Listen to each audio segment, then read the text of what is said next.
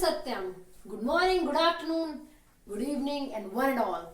Guys, we are on the channel Satyam Ideal Learning, and we are here for a $1 exam for cracking it and from having it NEET. Okay, so all our doctors ready? All our warriors, take your pencil as well as pen and ready for the writing all the notes that are available for you. You can take a screenshot also. So you can take the screenshot. So guys, the topic is what? So guys, the today's topic is about central nervous system. Okay. So what is our topic? So our today's topic is central nervous system. What we have already discussed. We have been already discussed about neurons. Okay. We have been discussed about nerve cell or neurons. Now we are going to discuss about central nervous system. See guys, central nervous system consists of brain and the spinal cord. Okay, so what does it consist of? It consists of brain and the spinal cord. The brain is the major part which helps in the coordination of all our body functions, okay, that occur in our body functions, okay. And the spinal cord relays the messages to and from the brain, okay. So what does your spinal cord do? So it relays the messages which are encoded as impulses through the to and from the brain, okay. Clear this thing that it consists of brain and the spinal cord. Brain is the major part and it controls so many coordinations, okay. All the controls are being occurred by the brain only. So brain is the major part, okay. Now, see, the brain, where does the brain lies? So, brain lies within the cranium, okay. So, where does the brain lies? Brain lies within the cranium. See, cranium is formed by the cranial bones. See, there are bones in the skull, okay. Cranium is also known as a skull, okay. So, the skull has many bones which are fixed, okay. Synarthrotic joints there are. Okay, so they are fixed. So there are many bones which are formed the cranium. Okay, so cranium is formed by the cranial bones. Now what are these cranial bones? We will be discussing like frontal, parietal, temporal, occipital, sphenoid, ethmoid. See, these are the cranial bones we will be discussing. Don't take tension that now the brain lies within the cranium. Okay, so cranium is formed by the cranial bones and inside it lies the brain. Okay, and it is covered by the 3-layer membranous. So there is a 3 membranous layer which is called meninges. Okay, so there is a 3 membranous layer which is called meninges, and in between the meninges there is a cerebrospinal fluid. Okay, so what is there in between the 3-layer membranous thing? The 3-layer membranous meninges, there is cerebrospinal fluid, and inside the brain also there is cerebrospinal fluid. You can say CSF, okay, cerebrospinal fluid. See, all the notes are there. Hit the like button and subscribe our channel and hit the bell icon so that all the notifications of the updated video can go through you. Okay. So, cerebrospinal fluid, it is clear what is cerebrospinal fluid. Now, what does cerebrospinal fluid do? So, it functions, there is written which cushions the brain against shocks. Okay, so it cushions the brain against shocks because it is inside in the brain also and it is between the meninges also. Okay, so it cushions the brain against shocks and it transports nutrients and other chemicals also. Okay, so it transports nutrients and chemicals to the neurons of the brains. You already know that the brain is formed by neurons only. So it transports the nutrients and other chemicals to the neurons of the brain and takes waste from the brain. And it also protects the neurons from any kind of infection. Okay. So the cerebrospinal fluid has many functions. The very first one is that it cushions the brain against shocks. It provides nutrients and other chemicals and take waste from the neurons, and it also prevent the neurons from infections. Okay, so this is the function of the cerebrospinal fluid. Remember this thing, these are very important and very important. Okay, now the brain is divided into forebrain, midbrain and hindbrain. Okay, so what are the three parts in which the brain may be divided? The brain may be divided into three parts: forebrain, midbrain and hindbrain. Remember these three terms, very important. All the 10 students who are watching this session, please, all the notes are here for you. You don't have to do many hard work. See, so there is forebrain, midbrain and hindbrain. We are going to discuss about in detail. Okay, don't worry. Now, see, cerebrum form largest part of the forebrain. At the very first, forebrain is the anterior part. Okay, forebrain is the anterior part. As I have told you that we are learning from the basics. So what is anterior? Anterior and posterior are very important. We all are discussing all these terms now. So we use these two terms, anterior and posterior. Okay, so anterior means front and posterior means back. Okay, anterior means front and posterior means back. Okay, so it has been written cerebrum forms the largest part of the forebrain. Okay, so forebrain has cerebrum, which is the largest part. Okay, so cerebrum is the largest part. It has been divided. The cerebrum has been divided into two halves. Okay, so cerebrum has been divided into two halves by deep groove. Okay, so there is a deep groove between the two halves in which it has been divided. Now what are the two halves called? There is a left cerebral hemisphere and a right cerebral hemisphere. Okay, so there is a left cerebral hemisphere and a right cerebral hemisphere. Okay, so there has been written having two halves called cerebral hemisphere, having deep groove and has grey and white matter. Now you will ask, what is grey and white matter? So at the very first, what is grey matter? See guys, the brain, the cerebrum, as I have told you that the cerebrum has a deep groove and it has been divided into two hemispheres.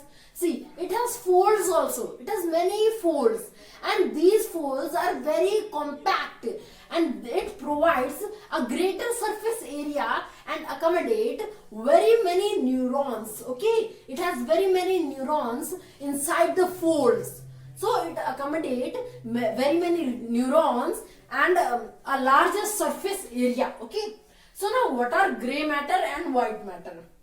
See guys, in grey matter, I am telling you that the brain has a cell body. I have told you that the neuron has a cell body axon. Cell body and axon. Okay, cell body is known as cyton or soma. See, the cell body which are present on the upper layer of the cerebral hemispheres,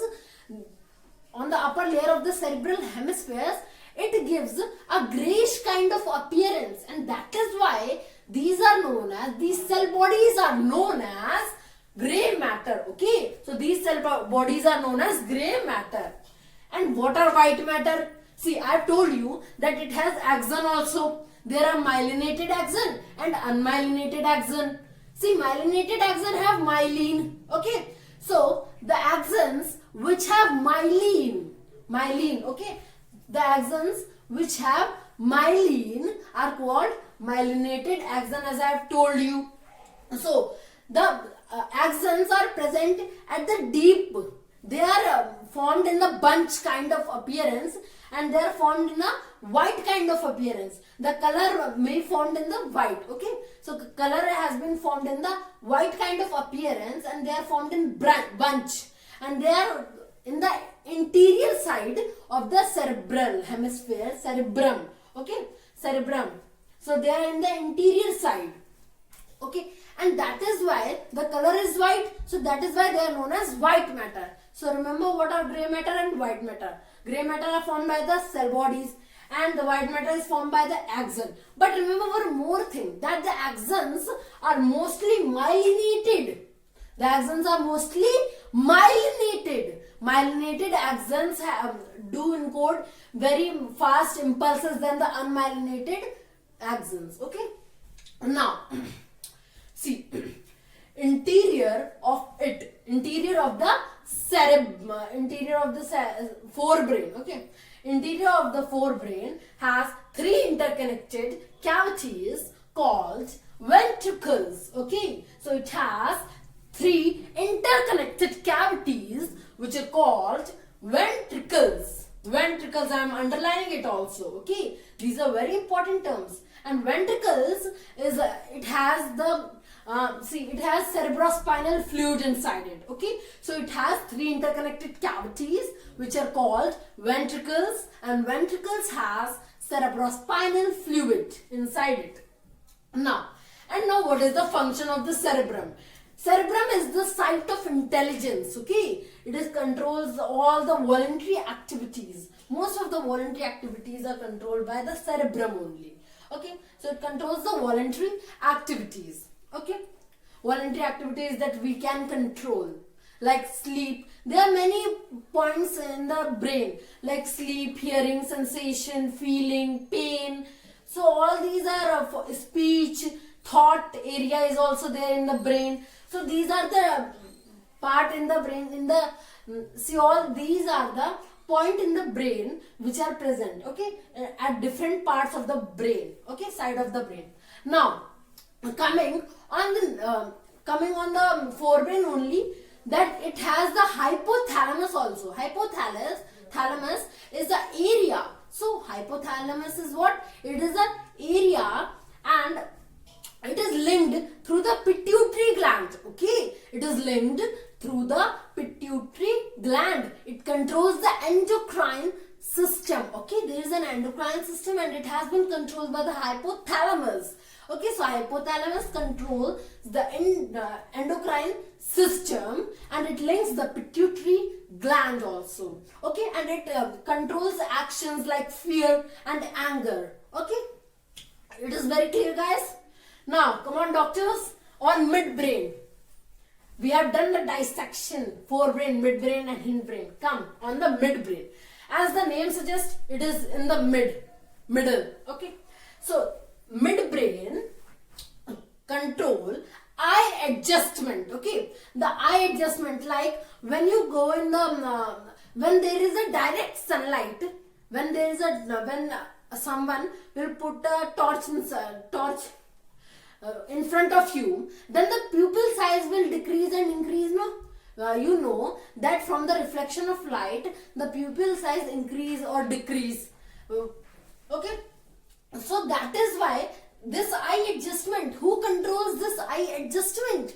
It has been controlled by midbrain. Okay, so midbrain controls eye adjustment and it connects forebrain to the hindbrain and spinal cord. Okay, so midbrain controls eye adjustment and connects forebrain to the hindbrain. Okay, and the spinal cord also. Okay, now come on in the hindbrain. Now what is hindbrain? Hindbrain consists of cerebellum, pons and medulla oblongata. See, hindbrain is at the posterior part of the brain. Okay, this full brain, it has the anterior part and the posterior part. Anterior part has the forebrain and posterior part has the hindbrain. Hindbrain consists of cerebellum, pons and medulla oblongata. Okay, so what are the three things it consists of? Cerebellum, pons and medulla oblongata. Now, cerebellum has thinly spaced parallel grooves with grey and white matter. See, cerebellum is at the back of the cerebrum and cerebellum is smaller than that of cerebrum. Okay, cerebrum is bigger than that of cerebellum. Don't be confused. Cerebrum and cerebellum are the two things. So cerebellum has thinly spaced parallel grooves. It has parallel grooves, and in that parallel grooves, no, there are many neurons. Okay, there are many neurons which are present. Okay, and it has also a gray matter and white matter. See, white matter is at the deeper side. It is situated in the deeper side of anywhere. It can be in the cerebrum or the cerebellum. When there is gray and white matter, no. So white matter is situated at the deeper side, while the gray matter is situated at the surface side or the upper side. Okay, it is also so cerebellum has gray and white matter. So the gray matter is situated at the upper side of the cerebellum, in the upper part of the cerebellum, while the white matter is situated at the deeper side, deeper part of the cerebellum. Okay. So there is a fourth ventricle also. It is in between the cerebellum and the medulla oblongata. Okay. So there is a fourth ventricle. We have studied about three ventricles. Three ventricles are the interconnected cavities. Okay. And the fourth ventricle is between the cerebellum and the upper part of the medulla oblongata. Okay. And the fourth ventricle is, it also has the cerebrospinal fluid, as we have discussed that 1 to 2 and 3, these also have the cerebrospinal fluid. So fourth ventricle is also having cerebrospinal fluid. Okay. And it is between the cerebellum and the upper part of the medulla oblongata, in between. And it is connected to the third ventricle with a thin duct. Okay. So the fourth ventricle is connected with the third ventricle with a thin duct. Okay. Clear? I think you all are listening to it very carefully. Listen it very carefully. Sorry guys for interrupting. Now see, cerebellum coordinates both involuntary as well as voluntary movement. Okay, so what does the cerebellum do? It coordinates both voluntary as well as involuntary activities. Okay, and it controls the body posture and balance the body posture. Okay, it controls and balances the body posture. Okay, and it helps to learn new movement also. Okay, so cerebellum coordinates both voluntary and as well as involuntary movement. Okay, and we have discussed that it coordinates the both voluntary as well as involuntary movement. These are very important. Okay guys, so remember it very carefully. Okay, now come on, pons. Now there is one more part, pons. Now pons control functions such as sleep, breathing, hearing, etc. There are many functions which has been controlled by pons. Pons also control facial expressions also. See, now where is pons located? Pons is located at a lower level than the midbrain. Okay, and it is a pathway between the forebrain and the hindbrain. Okay, it is like a pathway between the forebrain. Sorry guys, not the hindbrain, cerebrum to the cerebellum. Okay, it is a kind of pathway. Sorry guys for saying it wrong. So pons is like a is transferring the messages from the cerebrum to the cerebellum. Okay, remember guys this thing. Now pons control functions such as sleep, breathing, hearing, facial expressions. There are many functions, eye movement also. Okay, etc. There are many. Okay, now medulla oblongata. We come on medulla oblongata.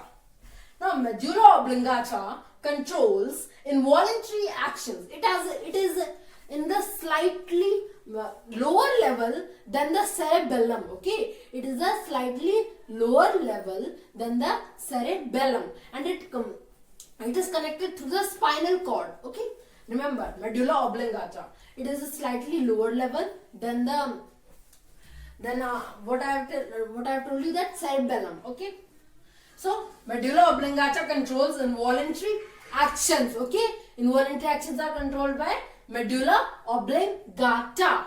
And medulla, like what involuntary actions are there, like the movement of the alimentary canal is there, and the swallowing, okay, heartbeat is going on. This has been controlled by medulla oblongata. Okay, now midbrain, pons and medulla oblongata makes up the brain stem. Okay, now you have been studied that there is something upper of the brain stem.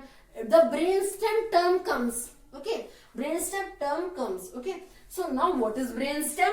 Brain stem is formed together by the midbrain, pons and medulla oblongata. Okay, so these three only forms the brain stem. Okay, midbrain, pons and medulla oblongata.